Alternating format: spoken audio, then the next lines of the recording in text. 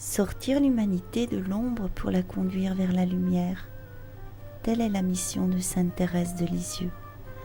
Alors ils sont aujourd'hui des millions à venir marcher sur les pas de celle qui a trouvé le secret pour s'approprier la flamme de Dieu. C'est dans sa basilique à Lisieux, qui s'éclaire au 50e anniversaire de sa consécration d'une belle robe de lumière, que la petite sainte accueille ses foules. L'architecture et les mosaïques retracent une petite foi d'abandon, de confiance et d'amour que Thérèse a elle-même empruntée avant de la léguer au monde pour avancer vers la lumière de Dieu. Pour l'anniversaire de la seule basilique construite au XXe siècle, tous s'étonnent de l'action et de la portée spirituelle extraordinaire de celle qui voulut passer son ciel à faire du bien sur la terre. Retour sur l'histoire afin de mieux comprendre le présent et l'intercession de la petite princesse de Dieu.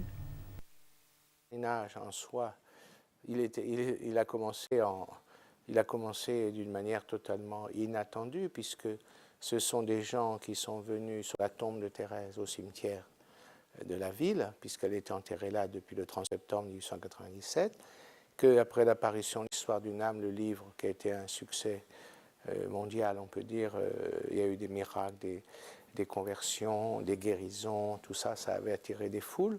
Et on s'est vu arriver à Lisieux des gens qui montaient au cimetière, qui évidemment ensuite allaient au Carmel.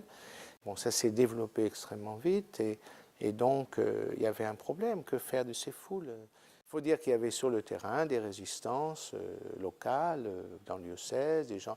Deux choses, qu'est-ce que cette basilique, qu'est-ce qu'on va en faire?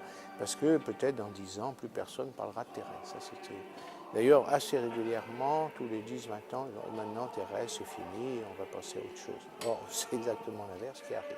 J'ai toujours eu beaucoup de mal avec Sainte Thérèse, j'ai pas accroché parce que je trouvais un côté un peu mièvre à ses écrits.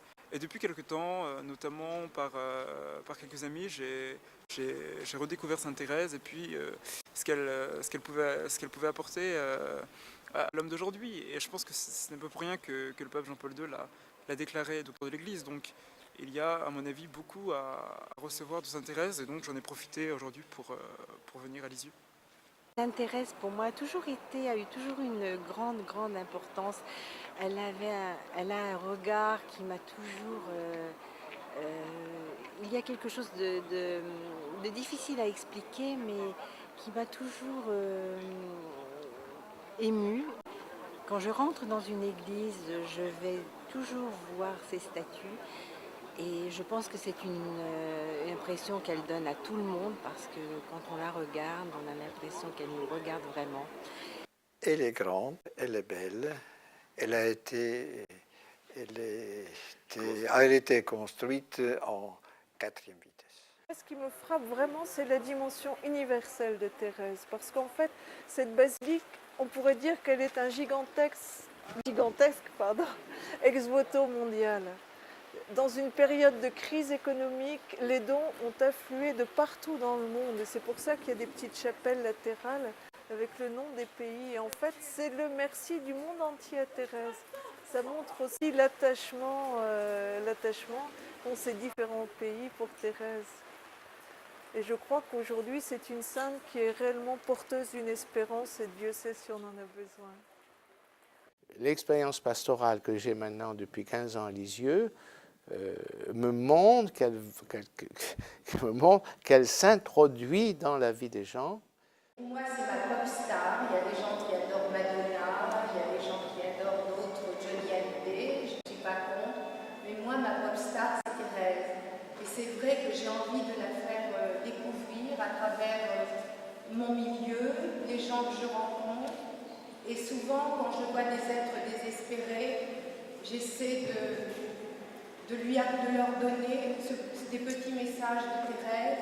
Et quelquefois, c'est assez magique, ça marche. On n'arrive pas à concevoir comment une petite carmélite d'ici, ayant vécu là à côté, dans une vie aussi cachée, puisse remuer en 2000, 2004, actuellement, des foules comme ça jusqu'au fin fond du Sertão brésilien ou de la brousse Philippines, comme j'ai pu voir dans les villas, ou tout récemment au Bénin, où je suis allé 10 jours, où Thérèse a été dans les cases les plus retirées, où les gens ont une vie encore assez primitive, et où Thérèse arrivait, où les villages se réunissaient, on célébrait, c'était extraordinaire. Bon, ça, c'est une des constantes qui nous déconcerte. On voit pas, on n'arrive pas à trouver sinon des raisons spirituelles profondes, hein, et qui correspondent aux promesses de Thérèse. Voilà.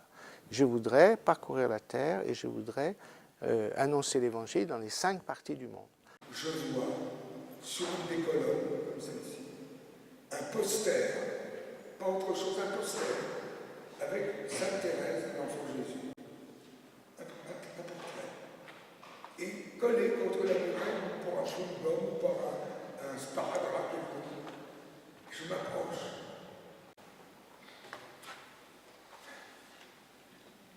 Je suis un peu ému, et je vois marquer: je donnerai toute ma vie pour porter les évangiles à travers le monde.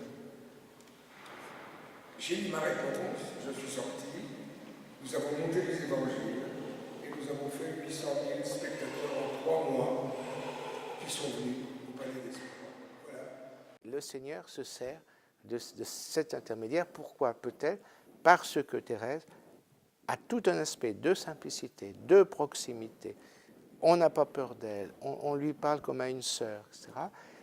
Et que peut-être on n'oserait pas faire, même avec la Vierge ou même avec, vous voyez, qui est pourtant une créature.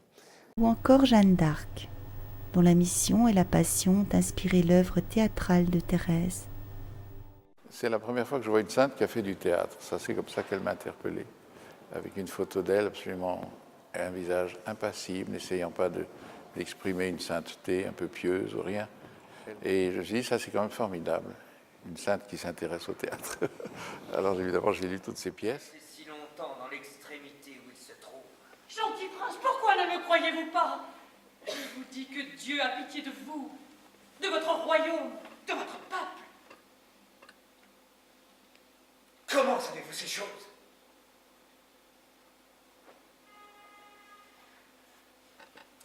Qui vous les a dites? Ce sont mes voix. J'entre dans la nuit.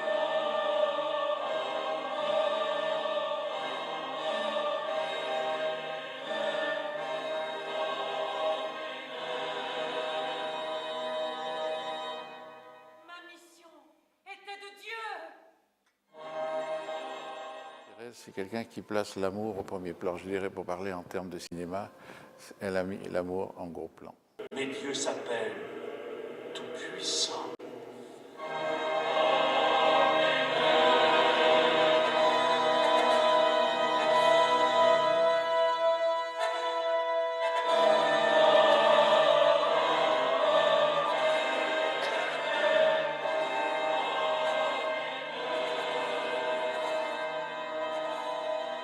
Quand Monseigneur Gaucher m'a téléphoné pour me proposer de faire cette pièce, de monter cette pièce, c'était d'un seul coup, comment dirais-je, une rencontre prête à passer chez les orphelins de Auteuil, une rencontre avec Thérèse. Thérèse disait elle-même, au moment de mourir, juste avant, je crois le 5 juin, elle disait « Relisez la pièce de Jeanne, vous comprendrez mon état d'esprit face à la mort ». C'est un drôle de mystère, le mystère de Jeanne d'Arc, et a fortiori celui de Thérèse. Donc il y a 2 mystères l'un sur l'autre, comme ça, en décalque, qui sont étranges et profonds. Les âmes des justes sont dans la main de Dieu, et le tourment de la mort ne les touchera pas. Ils ont paru mourir aux yeux des insensés.